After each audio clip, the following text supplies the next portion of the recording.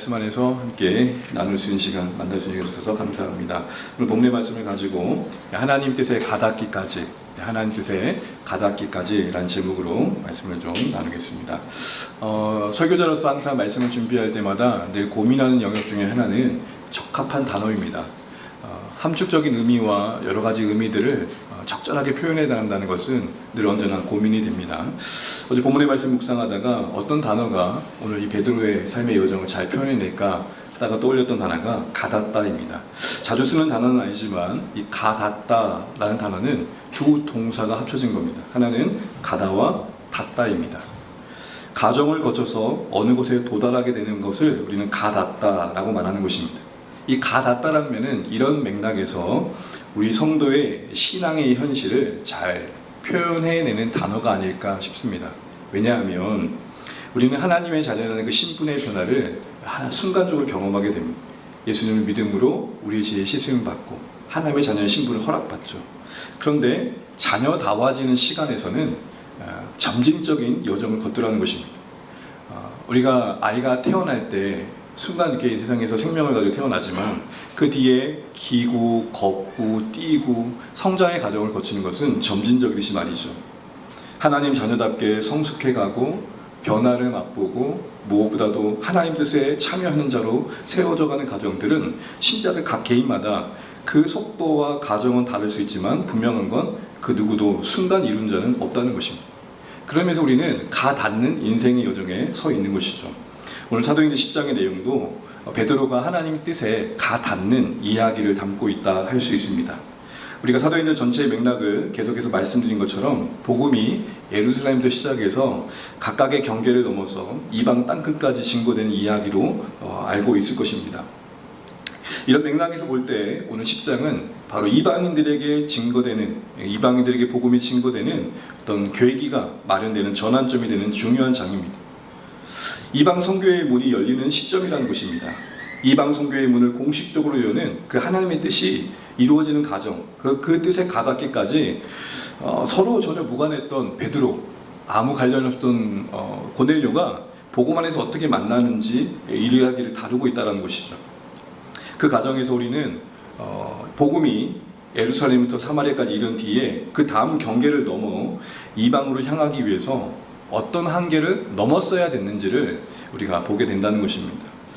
이런 맥락에서 보게 되면 이 사도행전 10장에서는 이방 선교의 시작을 상징하는 고넬료의 회심에 앞서서 우리가 지난주에 살펴봤던 것처럼 전달자로 쓰임받고 있는 베드로의 변화에 더 많은 무게감을 주고 있다는 것들을 우리가 주목해 볼 필요가 있는 것이죠.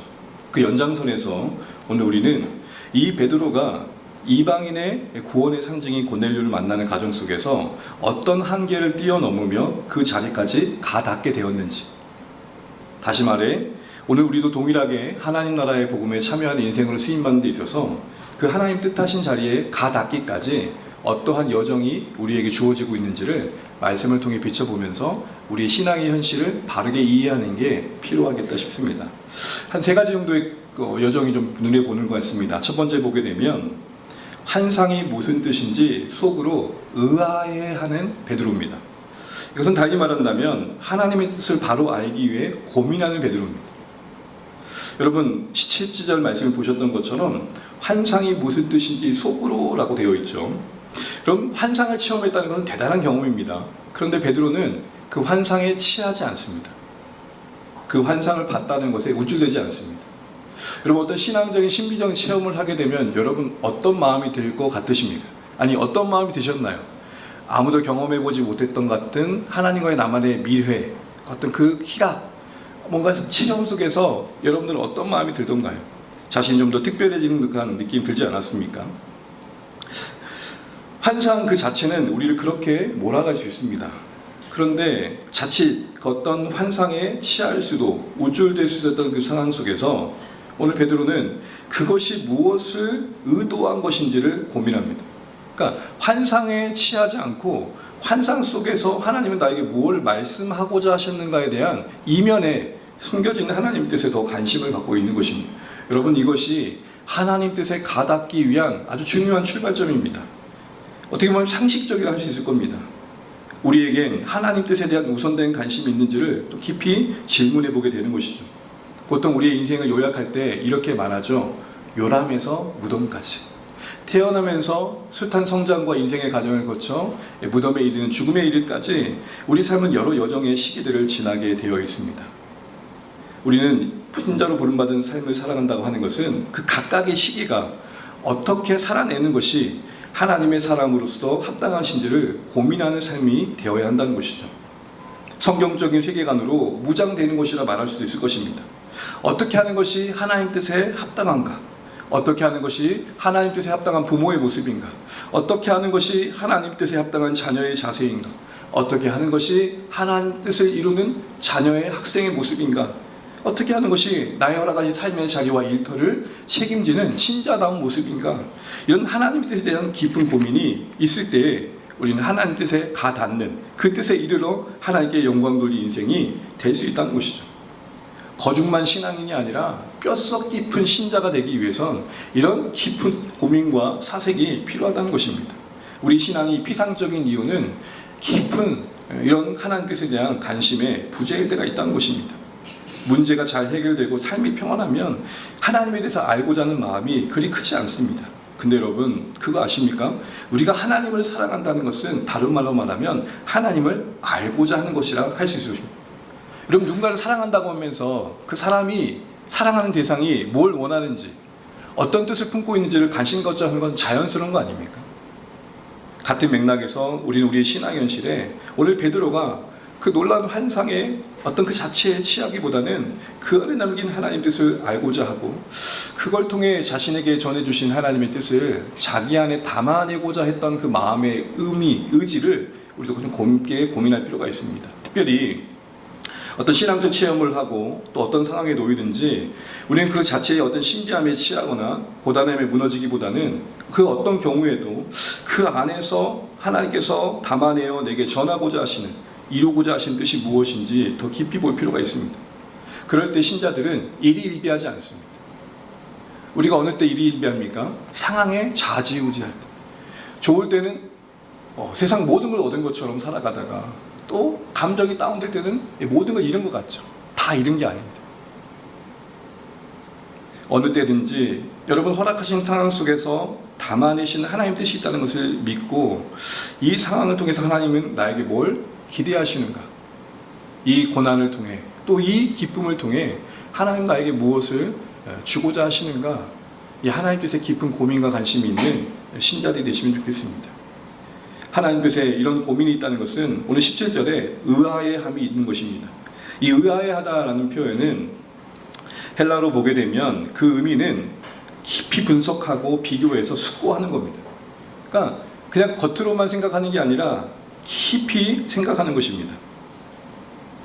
환상을 본 즉시 오늘 베드로는 그 뜻을 마치 다 깨달은 것처럼 찬양하지 않았습니다. 고민하고 궁구합니다. 이처럼 고민하고 질문을 던지고 생각하는 것은 비신앙적인 게 아닙니다. 간혹 우리는 뭔가 질문을 하고 의문을 갖는 것 자체를 불신으로 여길 때가 있습니다. 그렇지 않다는 것을 우리는 알아야 됩니다.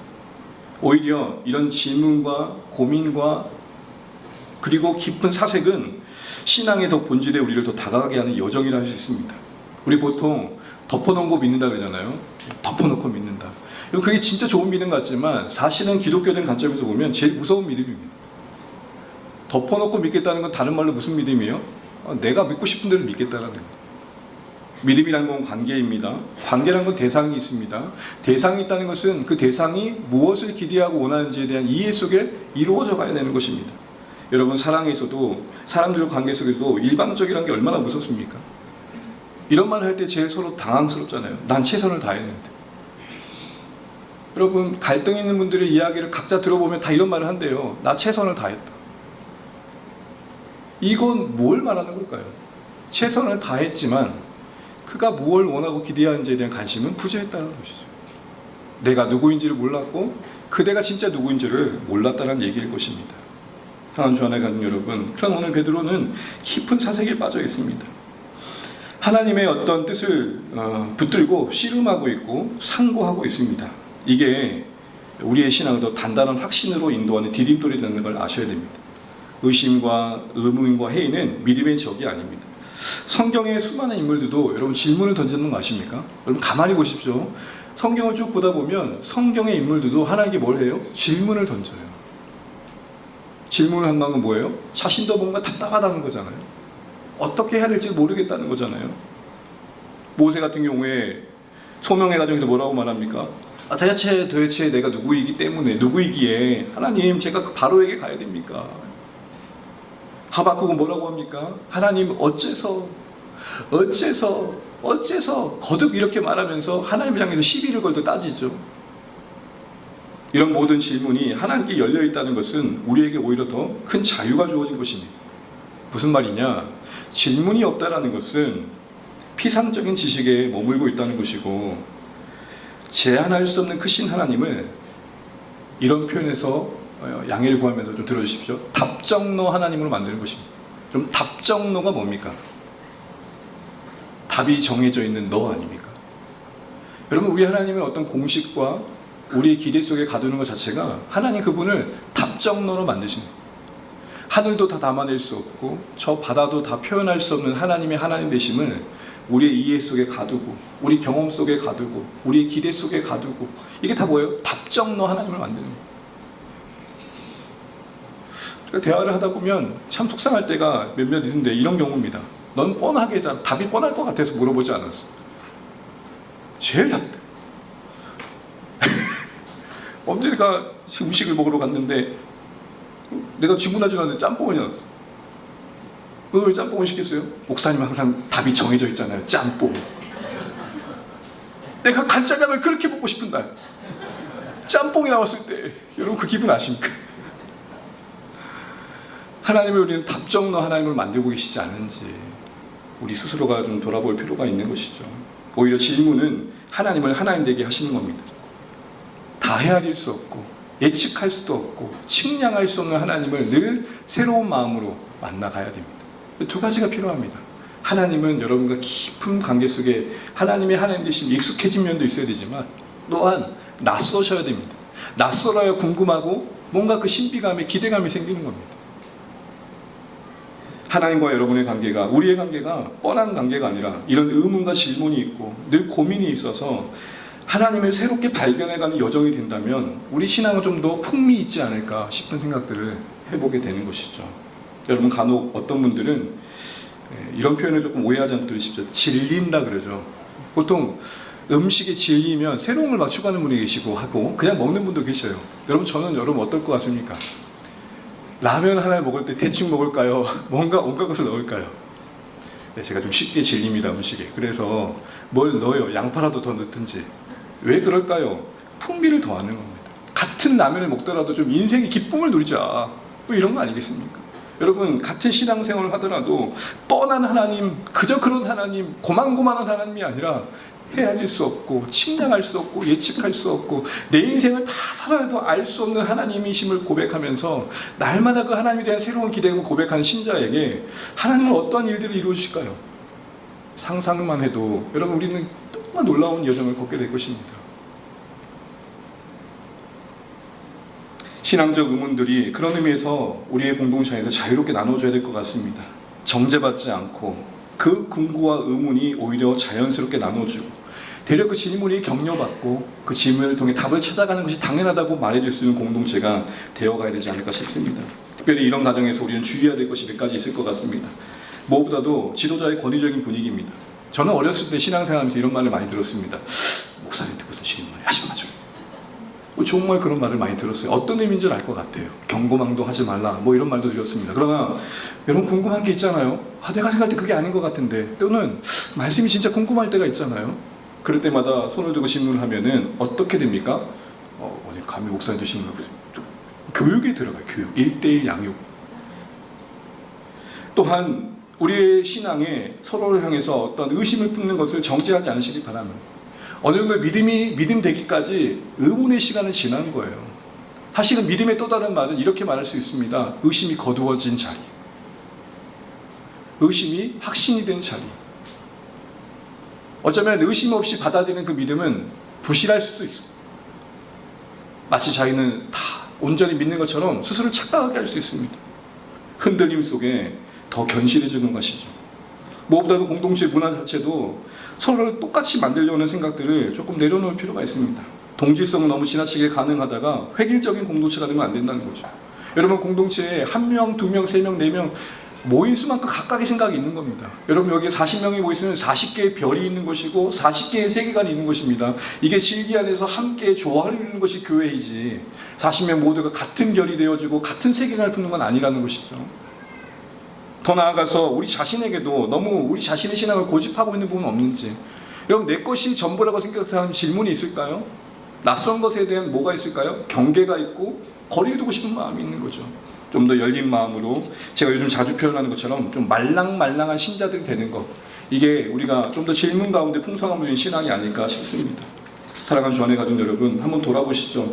최근에 나는 하나님을 향해 질문이 있었는가? 기도 가운데 질문이 있었는가? 말씀 가운데 질문이 있었는가?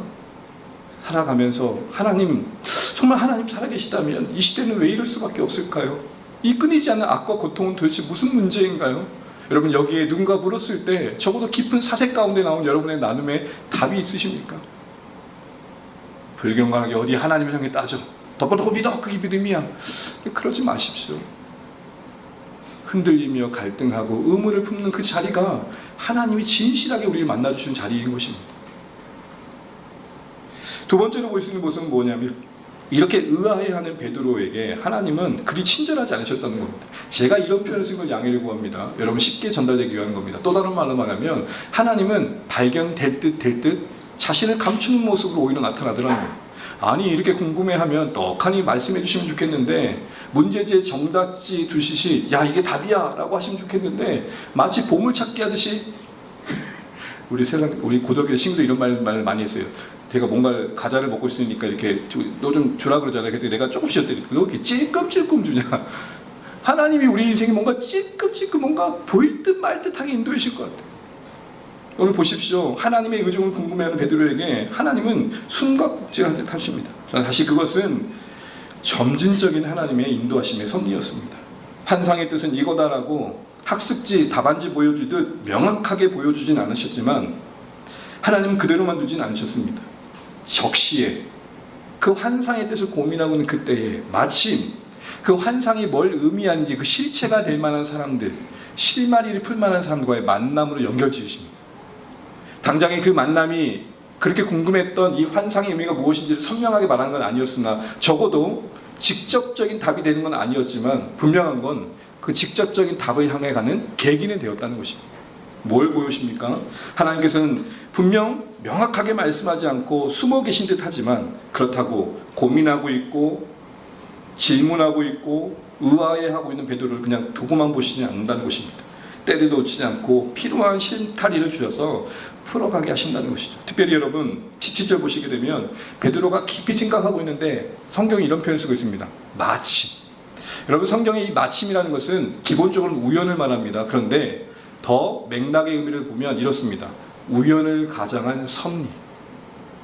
하나님이 우리 인생에 개입하시는 그 기가 막힌 타이밍은 우리는 설명할 수 없으니까 뭐라고 말해요? 우연이라고 얘기해요. 그러나 신앙적 관점에서 엄밀히 말하면 정확한 타이밍에 개입하시는 하나님의 섭리입니다. 이 모든 것들은 이 모든 그 의아함을 품는 현실을 하나님이 장악하고 계시다는 증거였습니다. 특별히 이어서 하시는 말씀이 성령께서 베드로에게 하셨던 말씀이 밖에 너를 찾아온 사람이 있는데 내가 그들을 보냈다라고 말씀하셨던 내용들을 보게 되면 동문서답과 같습니다. 말씀인 것처럼 직접적인 답은 아닙니다. 그러나 이들과의 만남은 그들을 보낸 고넬료와의 만남으로 이어져 가기 위한 가정이었기에 하나님 뜻에 이루는 좋은 실마리였습니다. 여러분, 이처럼 의아해하는 베드로에게 하나님은 당장에 답을 주시지 않아 답답해 보입니다. 그러나 여러분, 그것만 보여주신 게 아니라 그 답답한 현실, 의문이 풀리지 않는 그 고민의 현실을 하나님께서 보고 계시고 적절한 때에 그 의문을 조금이라도 풀 수 있는 상황들을 하나씩 어떤 사건과 사람과 만남을 통해 마련해 가시는, 그 상황을 세밀하게 계획 가운데 인도해 가시는 하나님이심도 보여주고 있다는 것이죠. 여러분, 이런 우리 이 상황을 어떻게 이해해야 될까요? 저는 세 가지 정도 이해를 가져야 된다고 생각합니다. 첫 번째는 우리 신앙 여정에 분명 답답한 시간이 있습니다. 그러나 그 답답한 현실도 하나님의 계획 속에서 허락하고 계시다는 겁니다. 그렇기 때문에 우리는 이 사실을 동시에 보면서 우리가 진정 하나님 뜻을 온전히 아는 것까지 인내를 요구받고 있다는 것을 알 필요가 있는 것입니다. 여러분, 성경의 인물을 가만히 보십시오. 자신의 인생을 향한 계획을 선명히 바로 알았던 사람은 아무도 없습니다. 대표적인 인물 요셉을 들어볼까요? 여러분, 요셉이 17세에 팔려요. 그래서 기나긴 시간이 지난 뒤에, 한 13년의 시간이 지난 뒤에 총리가 되었을 때, 그쯤에 자신이 왜 그런 인생의 여정을 걸었는지 그때서 알게 되죠. 명확했던 시점은 10년 넘은 그 시간, 그 어떤 시점이었습니다. 시편에 보게 되면, 시편 105편 17절 19절 사이에 보게 되면 그 발이 착고에 매어라고 되어 있는데, 이 또 다른 번역에 보게 되면 그 영혼이 긴 창에 찔린다고 그럽니다. 그러니까 영혼 깊은 고통과 사색을 하고 있는 그 여정 속에, 그 인생이 펼쳐지고 있는 과정 속에 답을 얻을 수 없었지만 결국에 기나긴 시간 지난 어느 시점에서는 알게 되더라는 겁니다. 요셉이 그만 그런 게 아니라 신앙의 모든 인물들이 그러했습니다. 아브라함이 그러했고 모세가 그러했고, 우리라고 예외가 있습니까? 사랑하는 주 안에 가진 여러분, 우리가 하나님 뜻에 가닿는 복된 인생이 되기 위해서 한 가지 인정해야 될 것이 있습니다. 답답한 현실을 지나가야 된다는 겁니다. 왜 그렇게 하신지에 대한 이유는 여러 가지가 있겠지만 적어도 우리는 그 시간들을 지나가야 된다는 걸 알아야 됩니다. 달리 말하면 나를 향한 하나님의 계획이 분명히 있지만 그 계획이 선명해지기까지 많은 시간들이 요구된다는 겁니다. 그리고 그 시간은 인내로 보낼 필요가 있다는 것이죠. 그런 시간을 갖게 하는 이유 중에 하나는 그 시간이 하나님과 우리와 사귐이 되기 원하시는 하나님의 마음의 의도도 있습니다. 여러분, 숨가꼭질하는 부모의 마음을 한번 생각해 보시면 좋겠습니다. 오늘 본문을 보시게 되면 분명히 하나님은 의아해하는, 답답해하는 베드로에게 명확한 답을 당장해 주진 않으셨습니다. 그러나 적어도 그 상황을 풀어갈 수 있는 실타리는 주셨죠. 그러면 부모님이, 아니 보통 아버지들이 이제 아이들과 놀아주니까 아이들과 숨바꼭질 할 때 어린 시절에 어떤 마음으로 숨바꼭질을 하나요? 적어도 아빠들은 못 찾도록, 네가 날 찾을 리가, 네 지금 아직은 멀었어 하면서 절대 못 찾는 곳에 숨을 쉽니까? 아니면 어느 정도 찾을 만한 공간에 숨으셔서 찾았을 때 어떻게 합니까? 아이고 우리 아들 나를 찾았네 이렇게 합니까? 그러니까 이렇게 말하려고 하신 분 없다는 거죠. 넌 아직 멀었어, 나 찾으려면. 이런 분 아무도 없어요. 어떻게 하시죠? 그 찾는 과정을 통해서 즐기는 거죠. 교제하는 거죠. 아빠 어디 있을까? 그러면 거기서 그러잖아요. 어디 있을까? 이러고 그러면서 어때요? 서로 힌트를 주면서 찾게 하는 과정을 받습니다. 그렇습니다. 사랑하는 주안의 여러분, 하나님이 우리에게 숨바꼭질하는 시간들을 보내신 이유는 우리와 사귀기 위하신 겁니다. 하나님이 우리와 대화하기 위한 겁니다. 그럼 이런 질문이죠. 꼭 그래야만 하는가, 대화하는가? 여러분, 우리가 잘합니다. 여러분, 부족함이 없으면 하나님 찾던가요? 고민이 없으면 하나님 앞에 엎드리시던가요? 모든 것을 보여주시면 우리에게 믿음이 필요할까요? 모든 것이 선명하게 명확해지고 앞으로 제 인생이 앞으로 어떻게 펼쳐질 안다면 제가 기도할까요? 이런 우리를 너무 잘 아시기 때문에 하나님을 향한 의지와 신뢰가 훈련되도록, 그리고 진지한 고민 속에 우리의 신앙이 참된 내면화되도록 당장에 답을 주시기보다는 되려 불확실성에 우리를 놓고 오실 때가 많다는 겁니다.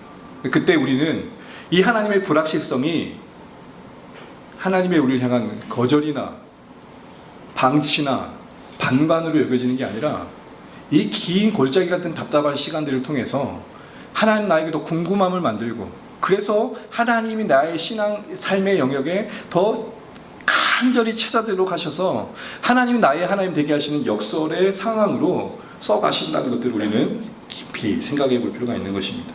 더 나아가 이런 답답한 시간들은 오히려 베드로에게 필요한 시간의 필요였습니다. 하나님 뜻을 베드로가 따라가는 데 있어서 이 답을 당장에 찾지 않는 기나긴 시간이 필요했다는 겁니다. 왜일까요? 여러분, 우리 그럴 때 있죠.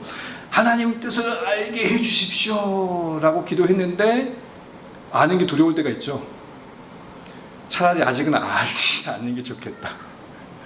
안다라는 건 결국 우리 안에 뭘 해야 된다는 요구이고, 그것은 결국 우리의 변화를 요구하는 겁니다. 여러분, 베드로 입장에서 이 꿈이 진짜 의미하는 바, 베드로야, 고넬료라는 이방인 사람한테 네가 복음을 전해야 돼. 이게 이 당장의 베드로에게 쉽게 설득이 됐을까요? 오랜 시간 그도 뼛속 깊이 유대인인지라 이방인들이란 편견이 있었어요. 여러분, 우리는 이해를 못해요. 유대인들이 이방인들 어떻게 되었는지. 여러분, 이 유대인들의 기도 속엔 이방인들이 이렇게 여깁니다. 저 지옥 불쏘시개. 하나님 우리에게 이방인들을 주셔서 지옥의 불쏘시개가 되게 하신 감사합니다. 이런 기도문을 쓰는 자들이에요. 시장에 다녀와가지고 손을 씻어요. 왜요? 혹시라도 이방인이 이 컵을 만졌을까봐. 이런 사람들이에요. 이런 세계관 속에 어떻게 이방인들이 들어올 수 있겠어요? 유대인의 깊은 편견 속에 사로잡혔던 베드로도 예외는 아니었기 때문에 변화와 적응의 시간이 필요했던 거죠. 급진적인 변화는 오히려 베드로를 밀어낼 수 있다는 것을 하나님은 아셨던 겁니다. 마치 이것을 바울과 비교해 보면서 베드로는 믿음 없다고 볼 수 없는 거예요. 여러분, 바울은 어떻죠? 어떻게 변했습니까? 갑자기 하늘에서 우중창창 하고 소리가 나고 눈이 멀면서 그 강렬한 빛에 회개를 합니다. 얼마 안 되는 시간 안에 그는 돌이킵니다. 근데 모두가 그렇게 변하냐고요. 모두가 예수 그리스도를 자신의 구주로 영접하는 과정 속에 그렇게 뻥뻥하고 천둥번개를 맞고 만나냐고요. 여러분 어떠십니까? 여러분은 천둥번개가 예수님 만나신 분 계십니까? 다들 보니까 언제 믿은지 기억 못하신 분들 같아요. 이를 뭐라 그러죠? 전문용어로 신압으로. 자연스럽게 어느 때 내게 스며든 하나님의 사랑. 그렇게도 하나님 찾아주시는 거예요. 그러기에 우리는 이렇게 표현해야 정확한 겁니다. 베드로의 인생과 성품과 성향의 속도에 맞게 그를 구원으로 하나님 뜻으로 인도해 가시는 하나님.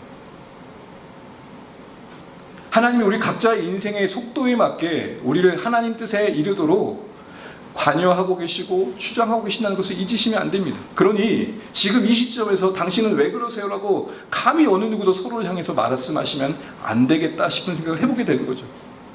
이 시점이 어느 시점인지는 아무도 모르는 겁니다. 하나님의 구원의 여정이 진행되고 있는 어느 한순간이라고 생각해 본다면 우리의 기본적인 자세는 뭘까요? 우리의 각자의 인생에 맞는 속도로 우리를 하나님께서 뜻하신 자리로 이끌어 가신 것들을 함께 바라보면서 넉넉함과 여유와 기다림이 필요한 겁니다. 재촉과 촉구는 도망치게 만드는 것입니다. 신앙이 우리 안에 내면화되어지고 자리매김하고 하나님 뜻에 새롭게 우리가 반응하는 시간에 있어서 모두가 다 나와 같은 건 아니라는 것입니다. 관계를 어려우면 그거 아닙니까? 다 내 마음 같지 않더라. 나는 지금 열나 죽겠는데 상대방이 너무 느긋할 때 제일 화나죠. 심각성에 동의가 되지 않을 때 여러분 어떠십니까? 없던 분노가 막 확 치밀어 오르잖아요. 그러게 여러분, 사랑하는 주 안에 가진 여러분, 궁금해하고 고민하는 우리 삶을 하나님께서는 긴 시간 동안 두실 땐 그 안엔 그 숨바꼭질 하시는 하나님의 마음에 더 깊으신 뜻이 있다는 것을 잊지 마십시오. 우리에게 인내를 배우게 하시는 시간이고, 그런 답답함이기 때문에 하나님도 찾게 되어 하나님과 더 깊은 교제의 자리로 나아가게 하시는 시간들이고, 더 나아가 나에게 맞는 속도로 나에게 기대하시는 하나님 원하시는 자리로 나를 이끌어 가시는 하나님의 일하심인 것입니다. 마지막으로 깨달은 만큼 한 걸음씩 발을 떼는 베드로의 모습을 보게 됩니다. 다른 말로 작은 순종들이 쌓여갈 때 결국 하나님 뜻에 더 가까워져가는 베드로의 모습을 본다는 것이죠. 여러분 19절 20절 보시게 되면은 환상의 의미를 곰곰이 생각할 때 앞서 본 것처럼 베드로야, 문 밖에 누가 찾아왔는데 그들은 내가 보낸 사람이야 라는 말을 듣습니다. 그런데 여러분, 이 정도로 말씀해 주셨으면 딱 하고 만나면 이렇게 되는 거 아닙니까? 당신들을 하나님께서 내가 만나게 하신 거라고 말씀해 주셨습니다라고 반갑습니다 해야 되는 거 아닙니까? 근데 뭐라고 질문합니까? 왜 오셨어요? 당신들은 누구세요? 만약에 제가 베드로와 같이 성령께서 제 가까이 귓가에 문 밖에 누가 있는데 나를 보낸, 내가 너에게 보낸 사람들이다, 함께 가라고 말을 들었을 땐 오히려 조금 다른 태도로 대했을 것 같아요. 저 방금 하나님께서 말씀해 주셨는데 정말 만나니까 반갑네요. 오시냐고 고생하셨어요. 근데 뭐라고 합니까? 왜 오셨어요? 나를 찾는 이유가 뭐예요? 제가 베드로인데 왜 찾으시는 거예요? 또 묻습니다. 이미 말씀해 주셨는데 느려도 너무 느려 보이는 베드로입니다. 느긋해도 너무 느긋한 베드로입니다. 그런데 여러분, 이 자초정을 묻는 시간까지도 하나님은 그에게 허락하셨다는 것을 알아야 됩니다. 돌다리를 두들겨 보듯 건너고 있는 심정으로 새로운 영역으로 하나씩 다가가고 있는 이 베드로, 이방인에게 향하는 그 걸음은 그렇게 더뎌 보였습니다. 그러나 거듭 생각하고 듣고 또 듣고 재차 묻고, 그래서 점점 내려나가지는 것이 하나씩 생겨가면서 그는 이방인들 앞에 복음을 전하는 자리에 설 수 있었다는 것을 잊지 마십시오. 들려주고 보여주시는 그 과정 속에 깨달은 것에 대해서는 순종함이 있었다는 것입니다.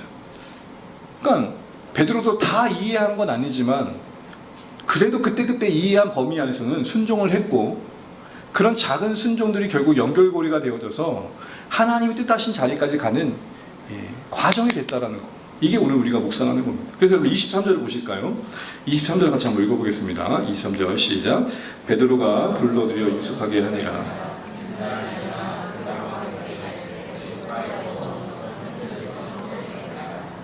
아멘. 23절 우리가 마지막 절을 읽었는데 방금 보시게 되면 베드로도 하룻밤 자고 난 다음에 그 전날과 다른 모습으로 지금 이방인들 자신을 찾아온 고넬료의 부하들과 함께 유숙한 뒤에 그 다음날 함께 그들과 또 떠나는 모습을 우리가 보고 있습니다.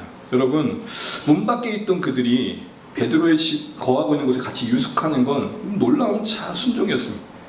큰 내딛는 한 걸음이었습니다. 왜냐하면 아직 이방인들은 예수의 소식을 듣기 이전이고 세례를 받기 이전입니다.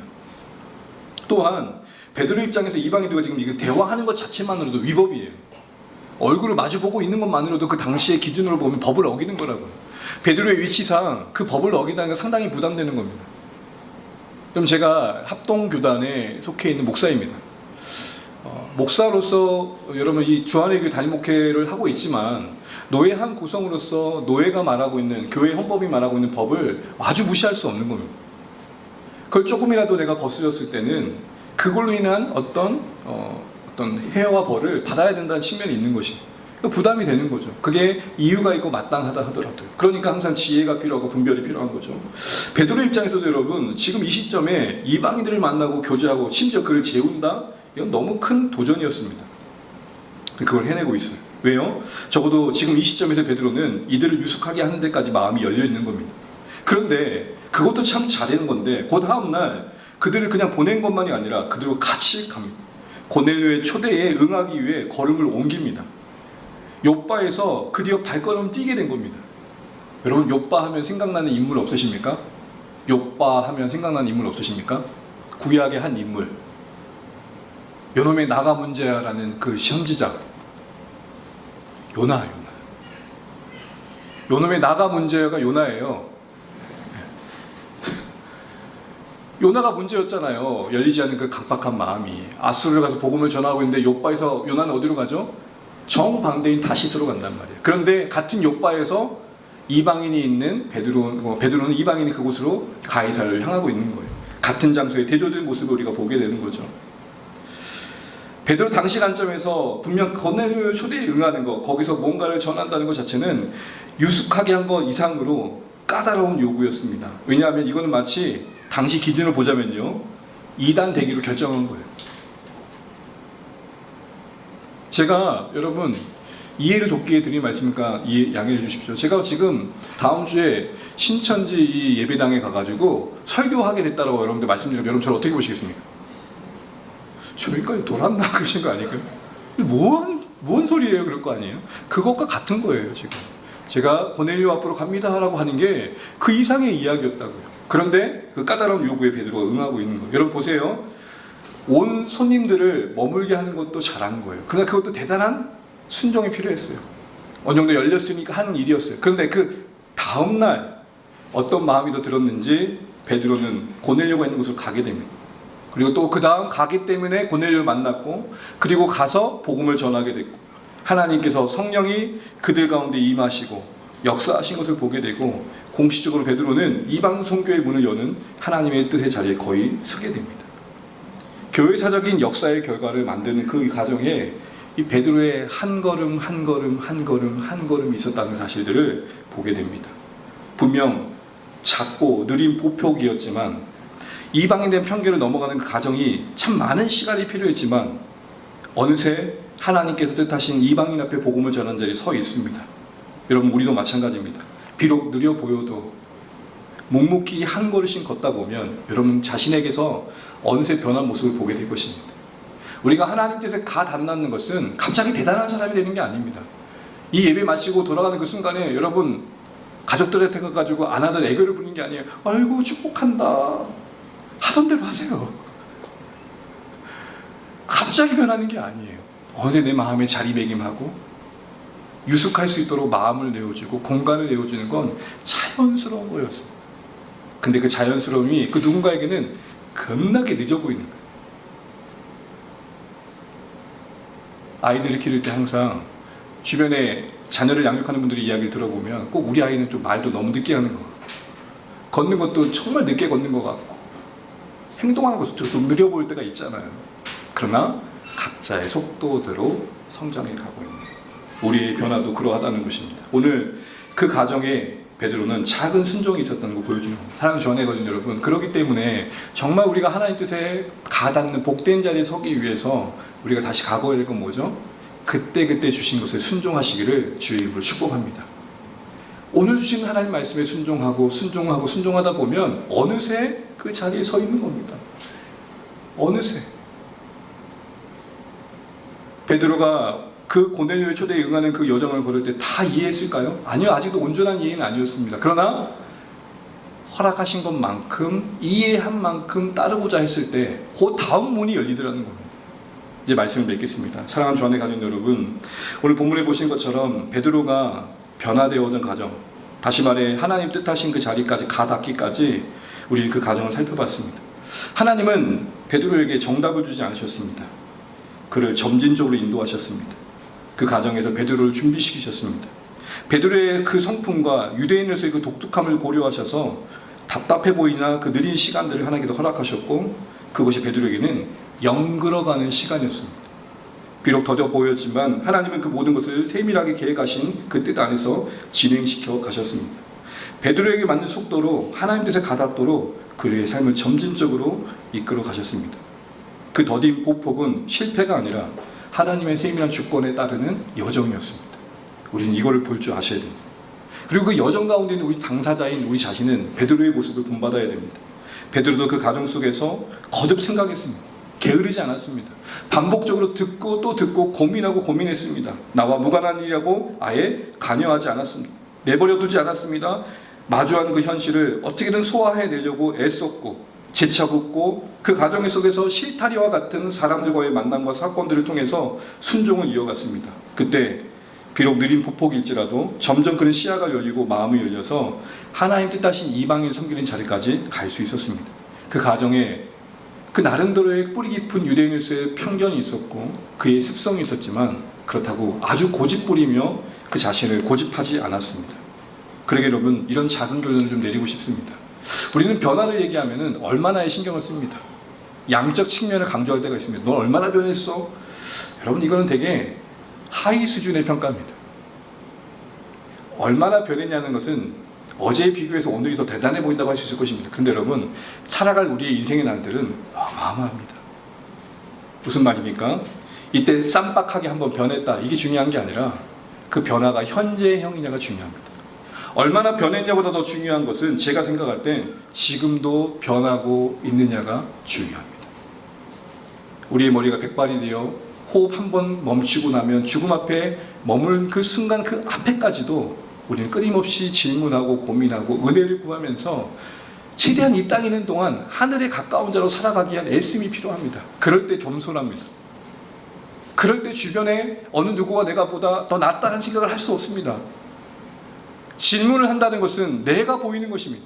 이 가면, 페르소나, 사람들이 나를 보는 그 시선 이면에 있는 내가 보이는 겁니다. 내 진정한 얼굴, 내 진정한 얼굴을 되찾는 과정, 회복하는 과정, 그 내 진정한 얼굴을 잃어버린 채 내가 누구인지도 모르고 인생 끝날에 후회와 아쉬움으로 멈춰지는 게 아니라 내가 누구인지를 알고 이동안 입혀졌던 모든 옷을 곱게 벗고 이것에 미련 두지 않고 이것을 입혀주신 하나님께 감사하고 벗은 나로서 하나님 앞에 진정으로 설 수 있는 내가 되는 과정, 그것을 포기하지 않는 하루하루, 그 변화의 연속승상에 우리가 있어야 됩니다. 그래서 한때 일했다라는 지난 추억이 쌓인 신앙을 지향하고 Now and here, 지금 이곳에서의 하나님의 뜻에 대한 고민과 순종 중에 추억을 쌓아가는 신앙이 아니라 그렇게 살아내었기 때문에 만나게 될 장래의 소망을 쌓아가는 주 안에 우리 모든 가족들 되시기를 주의 이름으로 축원합니다. 그 가정에 고집이나 속단이나 조급함이나 급급함으로부터 벗어나십시오.